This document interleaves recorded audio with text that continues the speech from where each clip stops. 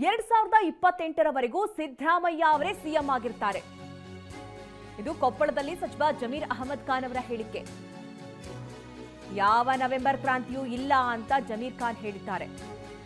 2028ರವರೆಗೂ Siddaramaiah CM ಆಗಿರ್ತಾರೆ. 2028ರ ಬಳಿಕ DK Shivakumar CM ಆಗ್ಲಿ. ಡಿಕೆ ಪಕ್ಷಕ್ಕೆ ಶ್ರಮ ಪಟ್ಟಿದ್ದಾರೆ, ಪಕ್ಷಕ್ಕಾಗಿ ದುಡಿದಿದ್ದಾರೆ.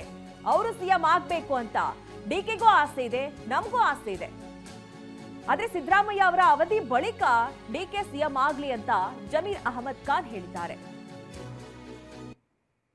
ಕ್ರಾಂತಿನಿಲ್ಲ, ಏನೇನು ಇಲ್ಲ. 2028 ವರೆಗೂ ಸಿದ್ದರಾಮಯ್ಯ ಮುಖ್ಯಮಂತ್ರಿ ಆಗಿರ್ತಾರೆ. ಈಗ ಎಲ್ಲ ಕಡೆ ಡಿಕೆ ಶಿವಕುಮಾರ್ ಮುಂದಿನ ಸಿಎಂ ಅಂತ ಘೋಷಣೆ ಕೂಗ್ತಿದ್ದಾರೆ. ಈಗ ಸಹಜ, ಅದು ಭಾಳ ಸಾವಿರ ಅಭಿಮಾನಿಗಳೂ ಆಸೆ ಇದೆ. ಡಿಕೆ ಶಿವಕುಮಾರ್ ಸಾಹೇಬ್ರಿಗೂ ಮುಖ್ಯಮಂತ್ರಿ ಆಗಬೇಕಂತ ಆಸೆ ಇದೆ.